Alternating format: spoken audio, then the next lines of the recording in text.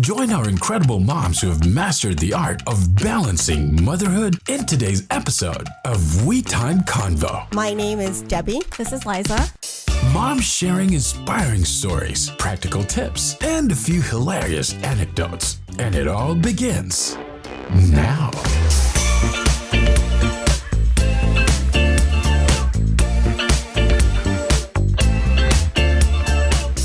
Hi, we are back. Merci d'avoir écouté We Time Convo. Bonjour. I'm sorry if my French was off, but I just pulled it up.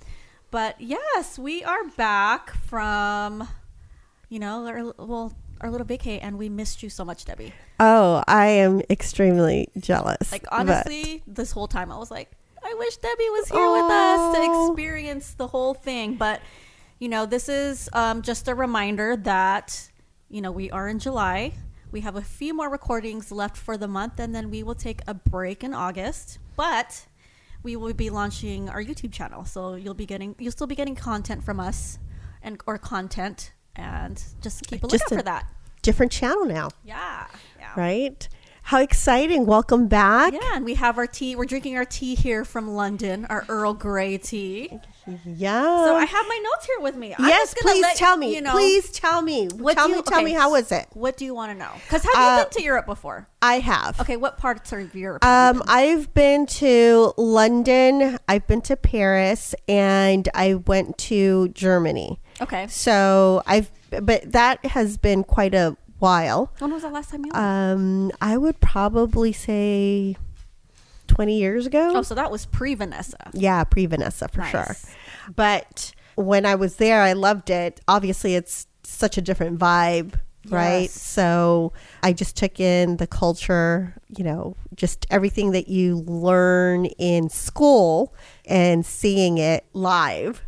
It's amazing. So obviously I did the touristy thing. Yeah. You do the Eiffel Tower, the Louvre, Buckingham Palace. Mm-hmm. It's so beautiful. Like the architecture in Europe is just, it's amazing because it's like things that you read about, right? Things you learn in school and you see it in real life, and just the way it's built. It's so different from what you see here. So absolutely. And you were asking if I've ever traveled, and this was the first time that I've traveled to Europe out of the country. The last time I traveled was when I was 14. I went to the Philippines. So I'm used to, the infrastructure and the architecture here, which is more modern, right? Mm-hmm.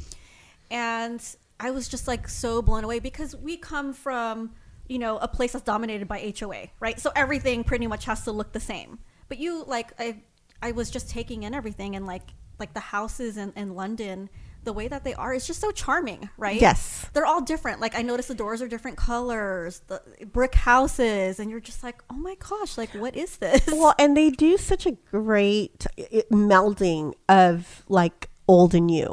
Yes. Like it just looks so good. Yeah. I remember when I was in London, I made a point to stay in not a hotel, but it was actually like a townhome that they rented out each room differently. The tub that I had was it was like that old iron tub, and it's just, there's a lot of walking, public transportation.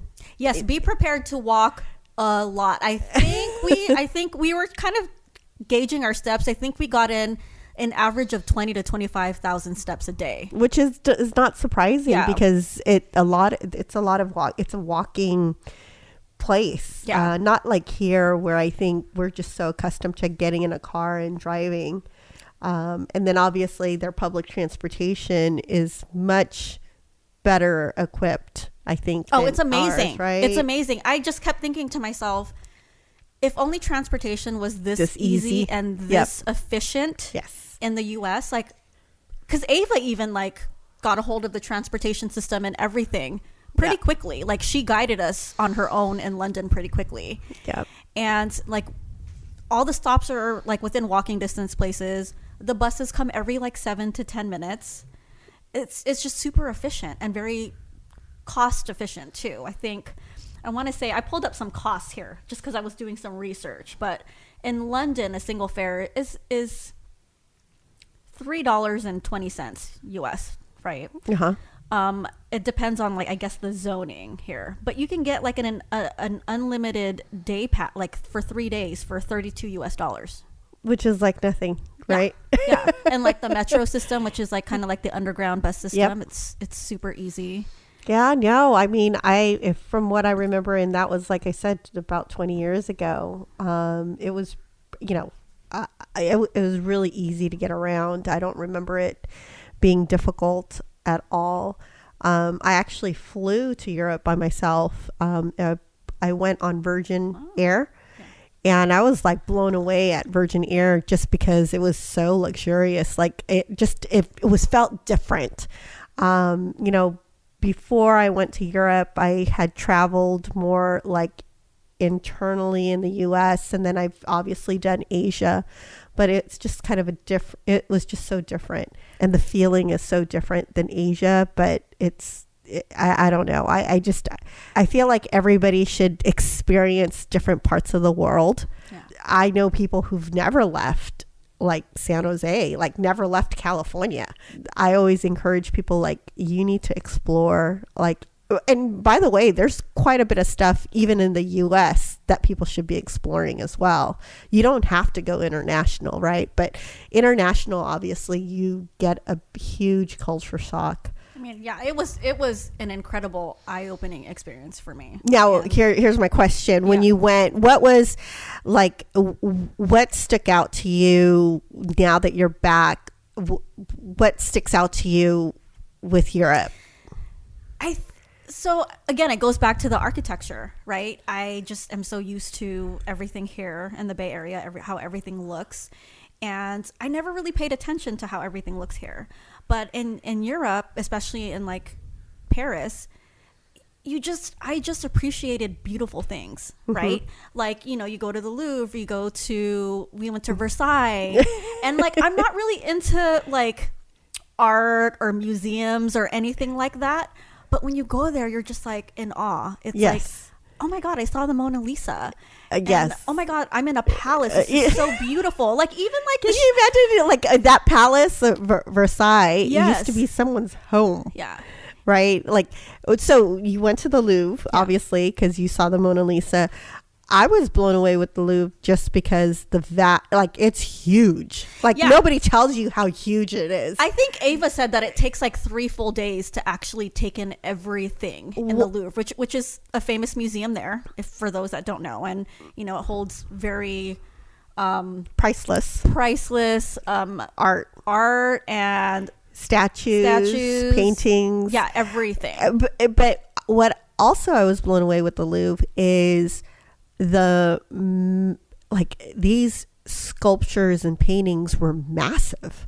Like they're not like something that you just see on your wall. I mean, they're massive, and you're just like, how do people create this? And it's so beautiful. And like you see statues and you're just like, this is amazing. You have to look at everything. You even have to look at the ceiling, even the bathroom. I was like, wow, like everything is just like, coming back, I just appreciate like beautiful things. Like now I'll stop and like, I'll look at a random building. Like I just was driving downtown San Jose and I was like, oh, you just appreciate all the architecture and the history that goes into things, even coming back into San Jose. I mean, everything's fairly new, but you just look at everything so differently, right? Yes. And it was just eye-opening to me. Well, so I'm curious. So just for our listeners, can you tell us the countries that you guys visited?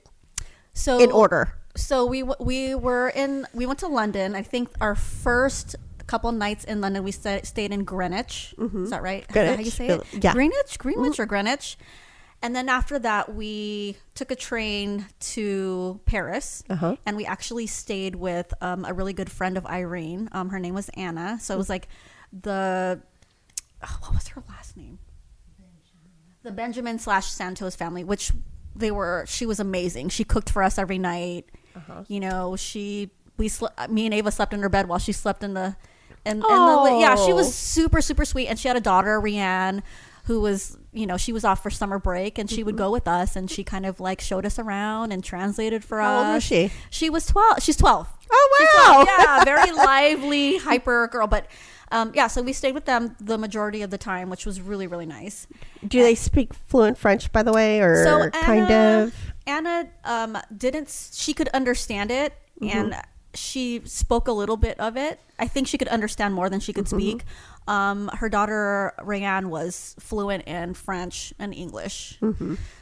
We were in Paris for I think 4 days, right? That was the most time. And then after that, we took a train to Belgium. We were in Brussels, which was amazing. I don't think we had enough time there, but it was a quick, like a day and a half that we were there.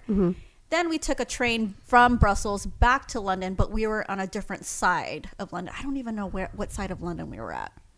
But all I remember was that we stayed at a hostel because, Irene wanted us to experience the hostel. But I'm thinking, if we started with the hostel, we would have been fine, because we were ending it with it. We were so spoiled by like the nice hotel in Belgium and like a hotel, and then we're just like, damn. So I think what I'm getting from you is, if you do travel, regardless of wherever you travel, start with the hostel first. You come in with no and then do a build up into like luxury. And you know what? The hostel was actually fine. Like we had our own room. It was really tiny. It was literally like a closet. And our window actually. So where we were staying in that part of London, there were pubs everywhere, pubs and cafes everywhere. So like 11 o'clock at night, you hear the drunk people, coming back to their hostel. And of course, the whole bathroom thing was like, you have to get up and actually go out and use the bathroom. Share the bathroom. The bathroom we were staying at, which was, what was the name of the place? St. Athens. It was clean. The bathroom, we saw them clean every day. I never really ran into anybody or had to wait for the bathroom, which was a good thing. So it sounds like if you're younger, like for me, I probably would have a hard time. But if you're younger and you want to just be able to explore, you don't need much money, I guess, to be able to like explore Europe. And we literally just slept there. That's all we needed was a place to sleep. So most of the time we were just out and about exploring London, right? But just so you know, it's not wheelchair or accessible. A lot of bag friendly accessible. So if you plan on staying at a hostel, make sure they have if you plan on bringing tons of luggage, make sure they have travel light. They call it a lift or elevator or help to get up into your room or the bottom floor. We were lucky to have a bottom floor, which was really nice, because Irene all of a sudden wanted to like check in the luggage because she bought all this stuff. So that's just my tip to you. But the hostel was fine. It was just a place to sleep. Did you have a favorite place? Obviously you saw, a little bit of 3 different places. Is there anything that sticks out to you, and any favorites? I really liked Belgium. I really love Belgium. I feel like it was more of like my vibe. Like where we were at in Brussels, where we went shopping, there were tons of record shops and tons of vintage stores and the beer. Like I love beer. So the beer was amazing. One of the best flat white coffees I've ever had was in Belgium. They do coffee right. Yes. They speak English more over there than they did in Paris, which was great. It's just all kinds of different like cultures. How was the weather? It was great. It was like, well, in Paris, when we left Paris, it was like 90 degrees. It was hot. That's hot. So by the time we got to Belgium, it was like 60. It would actually rain the first day that we were there. Like sprinkled the first day that we were there. So it was nice to have some relief. And then London, how was London? It was fine. I think the first couple of days was pretty hot. Yep. But when we got back to London for the day, it was about the same. It was like 60 degrees. But, I kept hearing that it was horrible back here. Oh, it was. It's still very hot, but not as hot. Yeah, but Paris was beautiful. And then, we spent the day in Disneyland in Paris, and it was hot. Yeah. But the thing that I noticed about the Disneyland in Paris is that's different from the Disneyland here, is that when you're waiting in line, it's all covered. Oh, there's shade. There's shade everywhere. They don't have that at the Disneyland in SoCal. I'm like, you need to get your shit together, because it's hot there. And you wait in line there all the time. The Disneyland in Paris was not as busy. Like we'd done everything that we wanted to in a day. Oh, very nice. Yeah, very nice. And a lot of it is because it's a little smaller. It's a lot now, smaller. did you feel like it was still Disney, like the happiest place on earth? Yes, I did. Like I still felt the magic. Yes. And even though it was small, they really made use of their space there. Like, you know, you would look to your left and there's like a little grass area, but they would put cute little statues there. Like they made a little area for like Aladdin, and you can walk through and kind of, there's like a walkthrough where you could see statues. So they made really, really good space for what they had. Yep. And they made sure to include pretty much all the Disney stuff. Got it. Which was amazing. Yes. And like I can do a whole new episode. I could do a whole episode about my comparison because I'm a Disney person. You should. Yeah, from the Disneyland, you know, back home. Then let's write that down. Yeah, well, because I know a whole bunch of Disney fans as well, so that would be nice. And if we can get somebody that's never been to the Disney in Paris, that would be great too. But yes, but like bottom line, Paris Disney was amazing. I had the best time. Me and Ava loved it, and we had a lot of comparisons, and we noticed a lot of things that were different. The only thing that I noticed that they did not have that I was disappointed was that they don't have churros there. Well, maybe churros not a thing. I guess not. But I was like, where are my churros? Like that is my Disney churro. Maybe that's a U.S. thing. Yeah. No, that's wonderful. So how was the food? Like how was it? So the food was great. I wanted to try the things that local people did that they were most famous for, you know, in London, Paris, and Belgium. So London, of course, we tried fish and chips, which we went to this random place that was across from our hotel, and literally the piece of fish, I think it was cod that they had, was like this big. Oh wow! Not like the little like strips that we get. Yeah, like the little fish sticks that we have here. I mean, it was like, I don't know, how big is this? A ruler? Yeah, no, that's like 18 inches. Yeah, that's pretty big. It was really big. It was good, and it was like, wasn't greasy. Like it still had the crunch, but it wasn't greasy at all. It wasn't greasy to me. Yeah. It was amazing.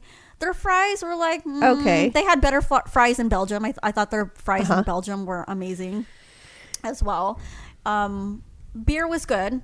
I actually made a point to try beer in all the places. Yep. And I actually spoke to one of the bartenders at a pub that we were at there.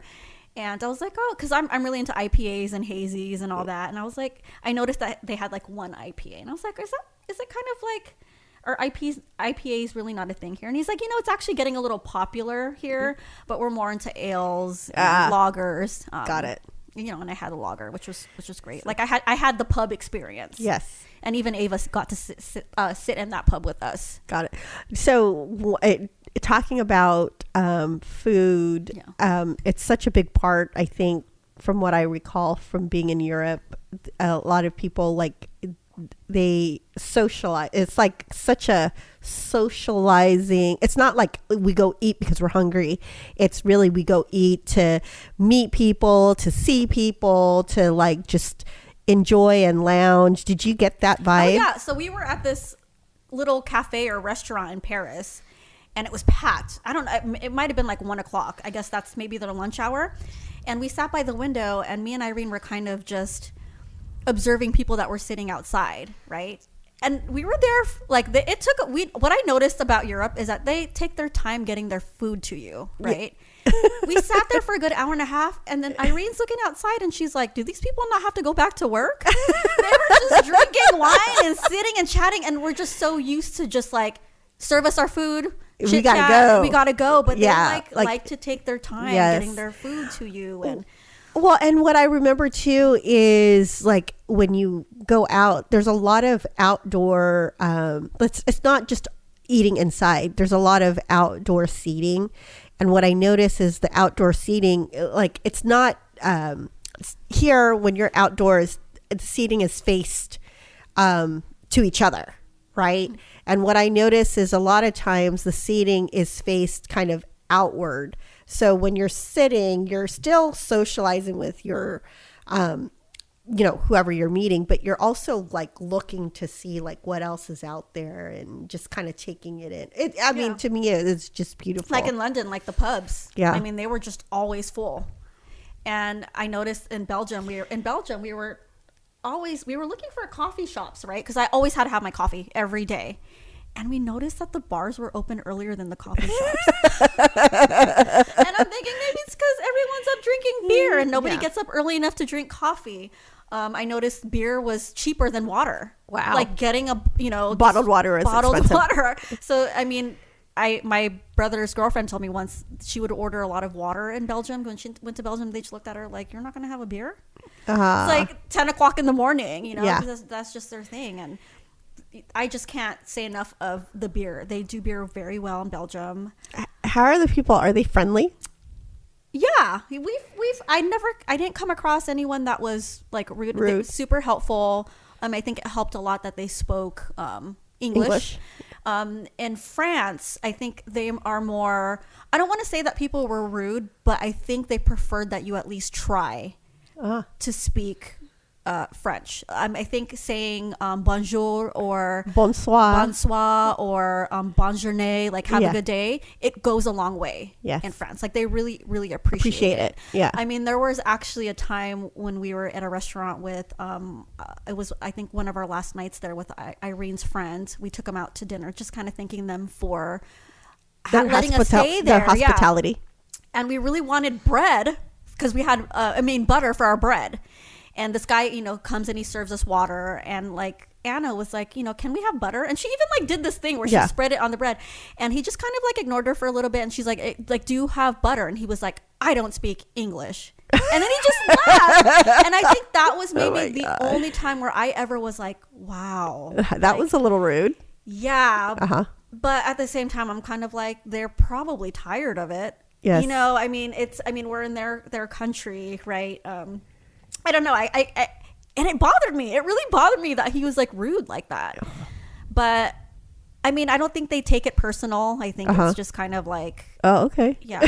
But at the same time, it's like, Paris is a touristy area, right? But also I think where we were at, we weren't really at a touristy area. I think we were just kind of like in the suburbs. So they could probably also not used to it.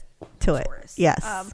But the gentleman that was serving us was amazing. He was really kind, and you could tell he didn't really speak English, but he tried, So people in London, obviously they speak English, but there were times where I've had to like, when I would ask somebody something, I'd had to like, oh, can you repeat that? Because their accents were so strong. Yes.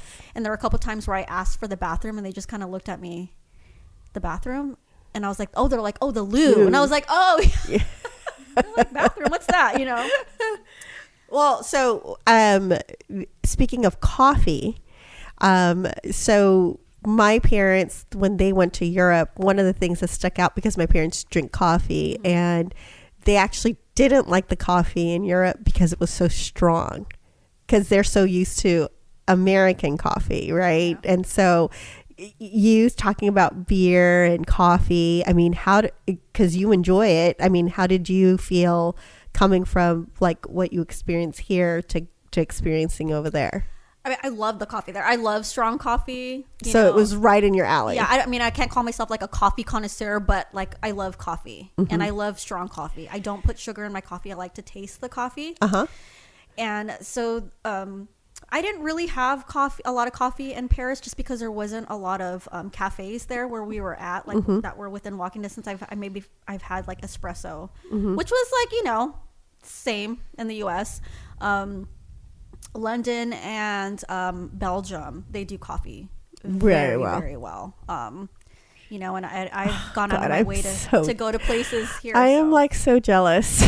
You have no idea. Yeah, it was one of those things, especially when I had that flat white. When I just took my first sip, I just kind of sat there with my eyes closed. I was like, this is like the best coffee I've ever had. Yeah. Well, so for our listeners, when we plan this out, so I'll tell you, Irene always comes up with stuff. And she comes up with stuff that you're just like, how does she come up with the stuff? How does she, like, it just comes out, right? And so when she brought up Europe, obviously it sounds great, but, there's a lot of, obviously, coordination, thought. But, what's great about Irene is she really puts things out there and makes things possible. Right? You think about it, because I can tell you, Liza, when we brought it up, you looked at us like you're asking me to go to space right now, because this is like not in like my radar at all.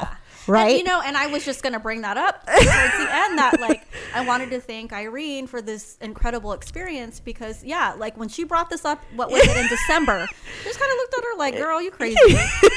Exactly, but that's my point. But she had this conversation actually with Anna's friend in Paris, where we were leaving for Belgium, and her name is Jo, and she was amazing, by the way. Such nice people. So they were Filipino. I mean, such great hospitality to begin with. Yes. And she was like, oh, I wish I could go to Belgium one day. And Irene was like, you need to make it happen. Like, you need to book the trip, and you need to make it happen. Yes. And I think with Irene, she brought it up, and I was like, okay, we're just not going to probably talk about it again. I'm just going to act like she didn't bring it up. But she booked the ticket. She's like, we're going to do this. This is going to happen. She made it happen. And I don't think I would have followed through with it, just because we all have dreams. We all have things that we want to do. Yes. But Irene's the type of person that is just like, we're going to do it. We're going to make this happen. We're going to bring We Time Convo to, Paris. Well, and I think everybody needs a person like that, because like these are things that you sometimes, like for you, for example, I remember specifically when we brought this up to you, you looked at us, like I said, it was like not in your radar at all. Like it was zero radar. It was like, we're asking you to go to space, and you're like, and she was being really, really good about it. You're like, okay, we'll see. Right. And so like this whole journey of like like for me, I've been to Europe, but I do miss, I wish I went. There was obviously unfortunate circumstances of why I didn't go, but trust me, I regret it, because Irene is right. You just have to make it happen, because there's always going to be some reason for you not to. And so I'm really glad that you went, because it's just, it opens your eyes to different things. And like for me, it's just amazing that, like, as you said, the architecture, the art, the beauty of another country. Not to say that it's not beautiful here, because there's a lot of beautiful things here, but it's just so different. And I think, and I'm so glad you took Ava, because it's a great experience for her as well. She'll always remember it. I hope so. I hope she will remember it. She will. Yeah, I mean, she will. She won't forget she loves that. it. I mean, she's been talking with an English accent the whole time since we've been home. She just like loved everything about it. But of course, her being a teenager, right? I think the time that we left was not very good timing, because she had just gotten with her boyfriend, right? So there's like, other thing, boyfriend, and she just got hired for a job, and she missed summer school. So I think there were times where she was just kind of, not that I want to say she didn't appreciate it, but she had her teenage moments. Sure. Where she just wanted to sleep all day, and she was getting very, very homesick towards the end, and I could tell. But the whole time, what I really appreciate about Ava was that even though she did actually get sick for a little bit. I don't know what kind of illness this was. I don't know if it was just like a mind thing or whatever, but she just was not feeling well. She just wanted to sleep. She was sleeping all day, and she got up. She's like, I'm here. Yeah, like I'm not going to waste my vacation just laying in bed. And so she toughed it out. She pushed through it. But, one of my things that I wanted to do this year was, establish a better relationship with Ava and spend more time with her. And what better way to do this is to travel abroad together. Yes. And she had no choice. She was stuck with me for 10 fucking days. So it's like, you have no choice. You can't go to your room. You can't just leave. Like, you can't. So I think it was a great bonding experience for us, and for both of us to see and travel the world for the first time and experience it together. It's just an experience that I will never ever forget. Yes, no. So thank you, Irene, for planting that seed. Yeah, and I have to say, Irene, I would just love to travel with Irene more, because she's great. Well, I think and we got closer, so maybe we can do an annual trip, right? Like pick another place. Make it happen, Irene. Make it happen. Make it happen. But yeah, I mean, back to the food. Yes. Waffles in Belgium. They don't mess around with their waffles. So is it really It is not no Eggo waffle, girl. It's like, I'm used to Eggo waffles. Right? I know. Like their waffle, so they have two different waffles. They have what they call a liege waffle, which is they're kind of circular. They're a little thicker. They look more dense. And then they have their regular waffle. I made the mistake of ordering a Belgian waffle in Belgium, and the lady was like, "You're already in Belgium. It's just a waffle." I was like, "Okay." She kind of scolded me for that, and I was like, "Okay, you're right." But it's just like the really thick waffles, right? You bite into it, and it's airy. It's like biting into a cloud, and it has that like little hint of sweetness to it. But they like put whipped cream. Like you can have it any other way. They put whipped cream. Do they do syrup or honey or what do they do? It's not that like overwhelmingly sweet. And it was, the waffles there are just amazing. Like I just can't go back to, maybe we should, Irene talked about doing a segment where you can try waffles in the Bay Area or croissants. Yes. Like in Paris, croissants were amazing. Yes. I'm used to Costco croissants, right? Yes. And that's amazing to me. Yes. And you go to Paris and you're like, it's so flaky, so buttery, and it melts in your mouth. So different. Yeah. And then like the macaroons there, like I'm used to macaroons from Trader Joe's. Okay, guys, like I don't eat good things here. Yes. But, like I don't go out of my way to pay extra for like a $10 macaroon, right? Unless it just happens to be there. I mean, it had that perfect amount of like chewiness at the end, but like the crisp when you bite into it. I just can't explain it. Like their macaroons were amazing, and not too, like I noticed a lot of their sweets there weren't too sweet. They weren't too sweet. Yep.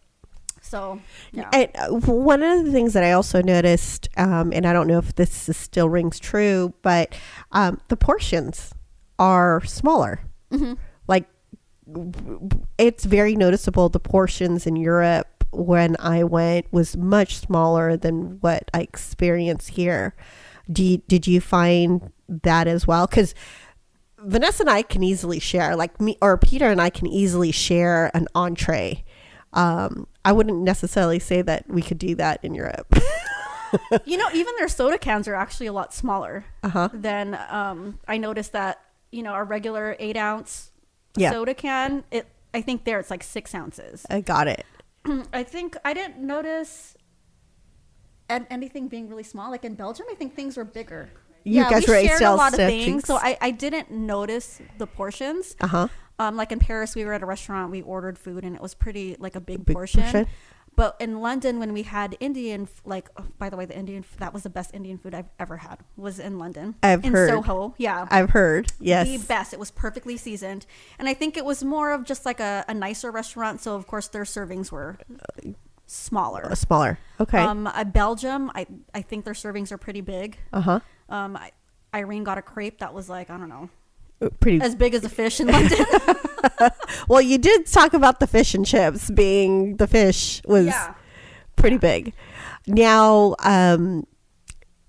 did you find, so one of the things here that we're experiencing is safety and, crime. How did you feel when you went into this? Because obviously this is a new experience for you.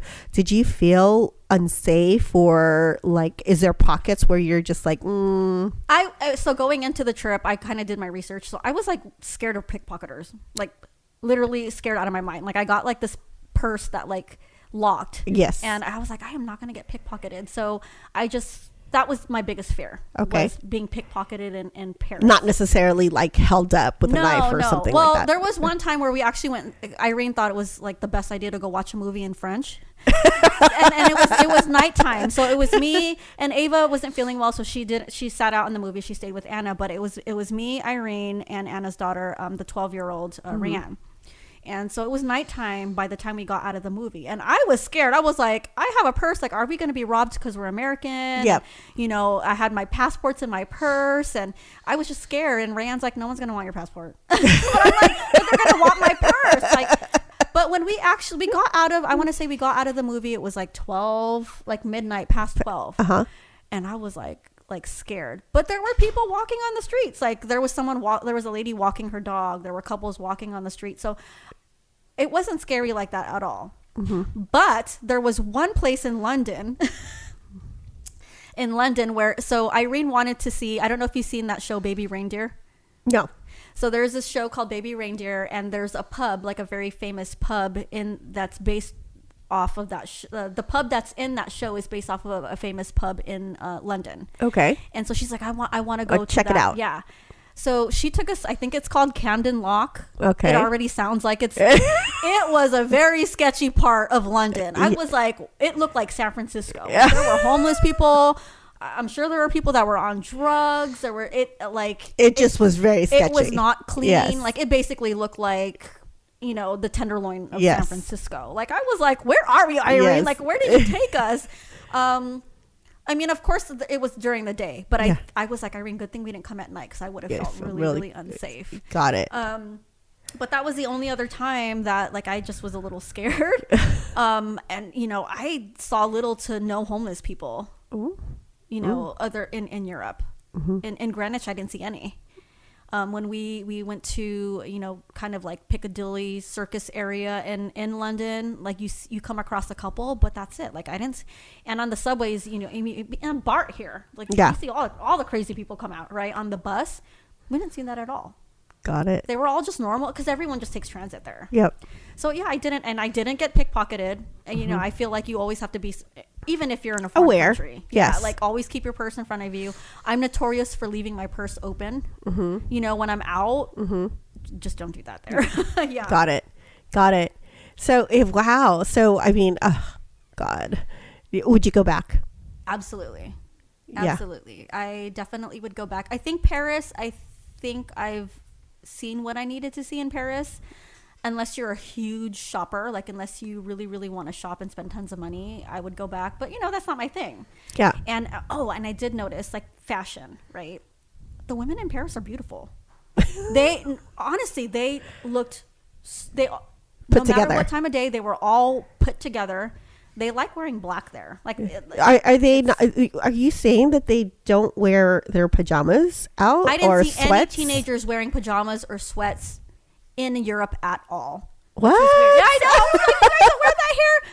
But like in Paris, the women were just their nails were very well manicured, makeup put together. Even moms, like they just looked beautiful. Like I was just staring at these women, black. They make it look like, flawless, huh? Yes, and like their jewelry was beautiful, and like I just like, not that I was checking people out, but like the men in London, like they were hot. Like they had nice bodies. Everyone there was running, and like they were always coming from the gym, and even like the older men, they had like that Hugh Grant look, Pierce Brosnan look, and I was like, oh my god. And I didn't even hear them talk. Yes. Like, can you imagine hearing them talk? You're like, whoa. So I just things like you just notice about like people abroad, right? It's like, so you would definitely go back. I would definitely go back. I think we weren't in Belgium long enough. So you'd love to, you would go back there. How about London? Would you go back to London? I would definitely go back to London. We didn't get a chance to go to Buckingham Palace. Oh, you didn't? Because they closed it. They were getting ready for, I think the Prime Minister of Japan was coming the next day. Got it. So they had to close it to prep it. So I would have loved to see Buckingham Palace. Yep. See more of Soho, because I heard Soho and Piccadilly Circus, which is another like, Piccadilly Circus looked like a mini Times Square to me. But we went during the day, and I heard it's amazing at night. Like the nightlife in Soho and Piccadilly Circus is amazing, and I would love to go out and drink more and like socialize with the locals more. But since I had Ava with me, and I didn't want to leave her, a little challenging. So I definitely would go maybe with friends, or even when if Ava significant was older. And the drinking age in Belgium was 16. She didn't want to drink. But you can only have beer or wine. Like you couldn't have like the hard stuff, and she wanted the hard stuff. She wanted like a margarita, or They're like, "What's a margarita?" Yeah. So I would definitely go back. I was telling Irene that I have the traveling bug now. Good. I'm 43, and I've been so busy raising children, since I was 18. Yes. And I was telling her I felt like I'm living my life now. Oh. And my kids are older and they can travel with me. Like, I just want to experience it all. Yes. Yeah. Well, and here's the thing. You don't, one of the things that I know is traveling with your kid can be expensive. So, you can also travel with friends, then you always share, and, the expense is a lot more friendly It than when you take definitely your is family. expensive, but I definitely Yes. was like, I YOLO'd it because I'm like, when am I gonna Go. do this again? Yes. Like, I'm not gonna do it again soon. When am I gonna get to experience this with my daughter? So, if you ever plan a Europe trip, be prepared to spend like lots of money, especially if you love shopping.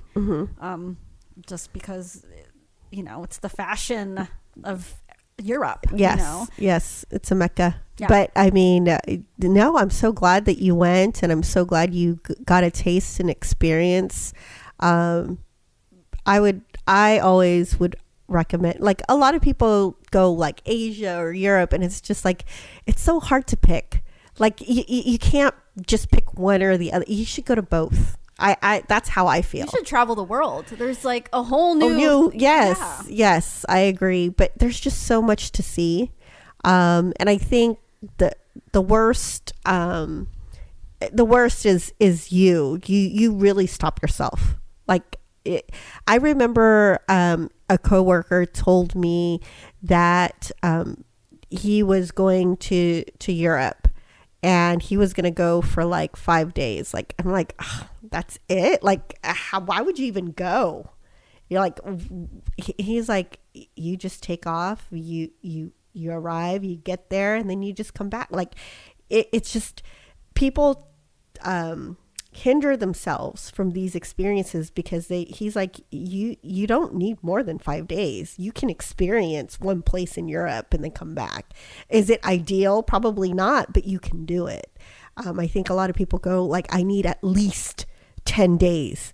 And because 10 days is a lot, you just automatically like shoot yourself down from like experiencing things. So I'm really glad that you enjoyed yourself and you got to see, and we need to plan another one. I mean, as somebody that never travels, I've been in the Bay Area forever. You really have to like want it, and you really, really have to make it happen. Yes. And you really, really have to have someone like Irene in your life to just do it, just to plan it for you and tell you what to do and just give her the money. Yes.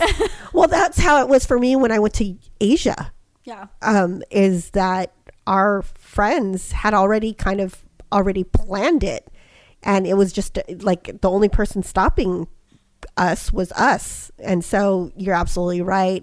It's very helpful when you have somebody that can like make it happen, and really what you see is you just go for it. So how is it coming back? Did you feel any jet lag or anything like that? A little bit. I actually didn't get a chance to sleep on the plane. It was a long trip home because our flight was during the day. Mm-hmm. So it was 11 hours. Got it. It was 11-hour flight from Heathrow to LA. And then we had a 3-hour layover in LA, and then it was just an hour. So I can't really sleep on planes anyways. So the day that I got back, I was knocked out like at 10. But I've been waking up at 4 a.m. But I mean, it was only like an 8-hour time difference, which isn't too bad. Now, I meant to ask you, because Olympics was in Paris, did you guys see anything, experience anything related to the Olympics? So they did have like in front of the Eiffel Tower, they did have like the rings set up, and right in front of the Eiffel Tower, they're actually setting up. Like, I don't know if it was a stage, because we were trying to have a picnic there during the day, but you couldn't because they blocked that off. And of course, they had all their swag there, but nothing too crazy yet. I'm assuming it would probably get a little crazier as the weeks come by. Yeah. One of the things that I noticed too is a lot of these places are very close proximity to each other. So it's not like, for example, like the Louvre, the Eiffel Tower, Notre Dame, like they're all pretty like easily accessible. Like you can see a lot of these places in a very short amount of time. Yeah. What amazes me is the churches. Oh, they're beautiful. Yes. The churches are beautiful. Yes, the churches, and everybody should just experience it. I really believe you're it. just in awe. Everything is, I mean, I'm not a religious person, but just looking at how beautiful everything is and how ancient everything is, how huge the buildings are, you have to experience it, because I have no words to describe just how much in awe I was. You know, we visited one in London, right? We came across one in London, and then in Brussels, we visited the church, and it was beautiful. Yeah. Now, okay, so in closing, obviously it sounds like it was a very successful trip. Give me, if you are a new traveler and they said, hey, Liza, what's the one thing in each place that I need to see? Like, it's a must. I would say for sure in Paris, I loved Versailles. I loved everything about it. We didn't get to see the gardens, so I would definitely want to see that as well. It's just everything about it was just beautiful. The outside, and I thought that was the most beautiful thing I've ever seen, ever. The Louvre is like a close second. Like if you really love history and everything like that, but I fell in love with Versailles for sure. Okay. In Belgium, I would say the church that we were at was beautiful. It was amazing. And then London, I liked Big Ben. Like it was just, you know, every time like it rang, I was like, oh, that's really cool. Like it was just, I don't know, it was amazing. You know, you hear about it growing up and reading in books. You're like, oh, Big Ben. And you're like, oh, it's just a clock. But when you see it, you're like, wow, that's a clock. You know, like it's amazing. But definitely all like the major touristy things, you definitely have to see, because even seeing it in the movies or seeing a picture of it, it just does not do it justice. Like you need to see these things in person, because it's way different in person, obviously, than seeing it just in the movies or the books or hearing about it even. Yeah. No, very nice. And then what's the one thing, if anything, that you said, you know, we could have done without this one? I want to say the London Eye. It was like this big old carousel they had. I was like, I paid $40 a person for this. Like, no. Yeah. I mean, it was so slow. Like I was you know, hoping that it would go very a little touristy, fast. huh? Yeah, very, very touristy. We didn't wait long for it, but I'm glad that we did it. Yes, but you would never do it again. Yeah, and then the hop on, hop off bus was fun. I think that was a good call that we did those. It was like the double-decker buses that will take you to the major places. Yep. Because we didn't have enough time in London. I think if we were there like maybe a day or two, then we would have just walked everything. But with the time that we had, I think that was perfect. Got it. Yeah. Got it. Oh, God. I'm so jealous. So jealous. Well, you know, we got to plan another one. And I definitely know. next time you have to join us. Oh, I know. I need to make it happen. Yeah, for sure. I'm tooting this make it happen. I didn't make it happen for me, but I'll definitely make it happen next time. Thank you everyone for listening, you know, about my whole journey in Europe, and hopefully there'll be more.